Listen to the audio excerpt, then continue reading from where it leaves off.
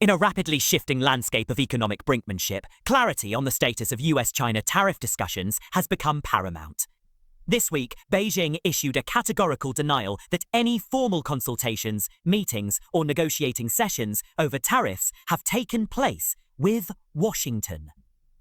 At the same time, President Donald Trump continued to maintain that talks were active and ongoing. The resulting contradiction has not only fueled confusion among policymakers, but also rippled through financial markets and diplomatic channels alike. On one side, a spokesperson for China's foreign ministry stated publicly that, as far as I know, China and the United States have not held any consultations or meetings or negotiations on tariffs. Moreover, the spokesperson dismissed media reports suggesting otherwise as a fake news.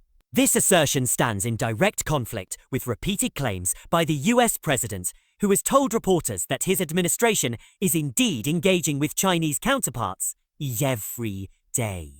When pressed, Mr. Trump hinted that session details remain classified, but insisted that we've been meeting with China, leaving the precise participants and agendas shrouded in ambiguity. Such discordance recalls a broader pattern in which official Chinese pronouncements on sensitive matters have often been met with skepticism. Historically, statements from Beijing can be carefully calibrated for domestic consumption, sometimes obscuring the true state of negotiations. Likewise, US administrations have periodically downplayed or amplified trade dialogues to influence market sentiment or diplomatic leverage. Against this backdrop, observers must scrutinize each side's declarations for subtext, intent, and veracity. The stakes of this dispute extend far beyond political posturing. US Treasury Secretary Scott Bastian recently projected that it could take 2 to 3 years to fully rebalance trade with China, a timeline that underscores the complexity of disentangling an annual goods deficit exceeding $300 billion. These remarks illuminate that tariffs represent just one component of a multifaceted strategy aimed at correcting perceived imbalances in intellectual property rights, market access, and industrial subsidies. At the White House, Press Secretary Caitlin Collins was asked to reconcile the president's optimistic portrayal of negotiations with Beijing's outright denial. Collins emphasized that the Chinese denial originated from the Foreign Ministry and Commerce Ministry spokespersons, not from unnamed sources. She acknowledged, however, that the specific roster of US negotiators remains undisclosed, commenting only that we may reveal it later.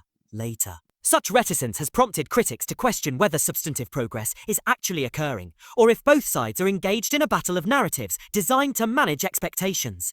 Meanwhile, Wall Street has displayed a curious sensitivity to presidential rhetoric.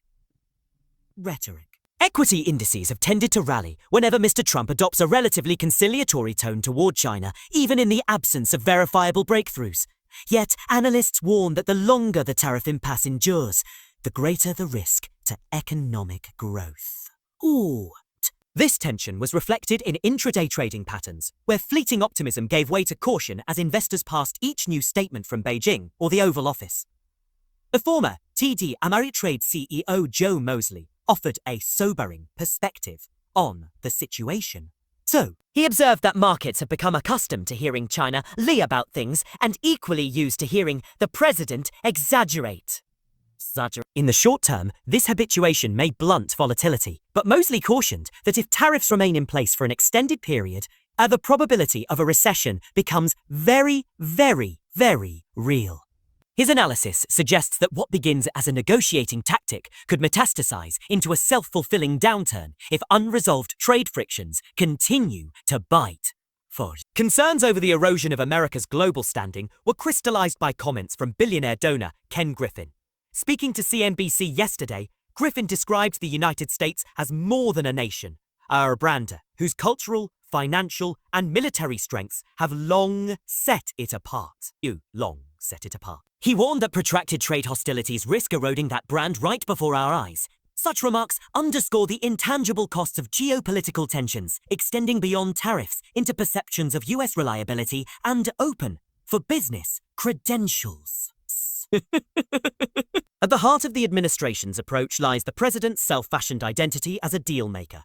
insiders note that Mr. Trump views tariff threats not merely as economic penalties, but as leverage in broader negotiations. His advisors reportedly believe that by demonstrating a willingness to impose steep barriers, they can compel Chinese officials to make concessions. Yet, this strategy carries inherent risks. If Beijing resists, the United States may find itself locked into a tariff equilibrium with limited reciprocity. American small business owners provide a ground-level barometer of policy impact. Interviews across the country reveal a spectrum of opinions. Some entrepreneurs applaud tariffs as a necessary corrective to unfair trade practices, while others worry about supply chain disruptions and rising input costs. A common theme, however, is a yearning for stability and predictability, qualities that have been in short supply since the administration first announced broad steel and aluminum levies. Looking to the long term, policymakers must weigh the benefits of deregulation, corporate tax cuts, and technological innovation against the headwinds generated by an uncertain trade environment. Should tariffs become a permanent fixture, the risk of chronic economic drag grows. Conversely, a swift resolution predicated on meaningful market-opening commitments could bolster growth and reinforce America's leadership role. In conclusion, the current episode of conflicting official statements has laid bare the challenges of managing great power economic relations in an era of heightened public scrutiny and instant communication.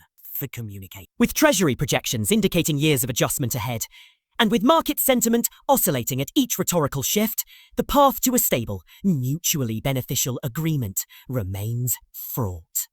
As both Washington and Beijing navigate domestic pressures and international expectations, the global economy watches closely for signs of either rapprochement to escalation and for clarity on who truly holds the negotiating cards. Since the path to a definitive agreement remains elusive, attention has turned to the procedural and political mechanisms that could either expedite or stall progress. Congressional action looms as a potential accelerant. Bipartisan interest in Trade Promotion Authority, TPA, could empower negotiators with clearer mandates and faster implementation timelines. Yet legislators on both sides of the aisle have voiced concerns over automatic renewals of tariff measures, suggesting that without explicit sunset provisions, any short-term deal risks morphing into a permanently protectionist stance. Should Congress insist on periodic reviews, negotiators would be forced to prioritize key deliverables, such as intellectual property protections and forced technology transfer curbs to secure legislative buy-in and forestall executive over each one. Beyond Capitol Hill, international bodies are weighing in. The World Trade Organization has issued reminders that unilateral tariffs contravene established norms and that grievances lodged by China have already triggered formal dispute settlement proceedings. While Beijing's appeal for WTO's adjudication may not yield swift remedial action, the procedural record underscores that both parties remain tethered, at least nominally, to multilateral frameworks. Should WTO panels rule against US tariffs, Washington may face legal and diplomatic pressure to roll back levies, potentially undermining the administration's leverage. Supply chain resilience has emerged as another critical vector. Multinational corporations survey not only US and Chinese policy pronouncements, but also reactive measures by allies such as the European Union, Japan, and South Korea. With South Korea reportedly advancing toward a memorandum of understanding on its own trade accords, as noted by Treasury Secretary Scott Bastian, other partners may demand parallel concessions to preserve their market access. This dynamic complicates the administration's calculus. Pursuing bilateral breakthroughs with China could forestall allied initiatives, yet overemphasis on multilateral momentum might dilute focus on the Sino-American impasse. Consumer impacts also factors heavily into the political equation. Price indices for goods ranging from electronics to agricultural commodities have already registered upticks and are likely to climb further if tariffs are extended or expanded. Retailers, facing compressed margins, may seek cost pass-through to end consumers, which in turn could depress discretionary spending. The Federal Reserve, mindful of inflationary pressures, must decide whether to recalibrate interest rate guidance in light of trade-induced price shocks an adjustment that could reverberate through mortgage rates and corporate borrowing costs. On the diplomatic front, mid-level envoy exchanges have continued in parallel, albeit under the radar. A delegation led by Deputy Trade Representative Karen Smith reportedly held technical consultations in Geneva, exploring regulatory equivalence and tariff line reclassification. These talks, while not rising to the level of headline negotiations, suggest that career diplomats are laying groundwork for a more granular convergence on market access conditions. Observers caution, however, that such discrete progress may bear little relation to the public posturing of senior leadership. Looking ahead, 3 scenarios appear likely. In the first, both capitals relent on rigid tariff stances and agree to a phased reduction framework tied to verifiable benchmarks, such as incremental decreases in the US deficit or strengthened Chinese enforcement of intellectual property rulings. The second envisions a protracted stalemate punctuated by sporadic market rallies and sell-offs, culminating in limited sector-specific truce agreements rather than a comprehensive trade accord. The third scenario sees an escalation, with Washington imposing new levies on emerging industries, electric vehicles, semiconductors, and Beijing retaliating with its own targeted barriers, potentially igniting broader financial volatility. Each outcome carries geopolitical ramifications. A successful resolution could reinforce the narrative of American negotiating prowess, bolstering the administration's global credibility.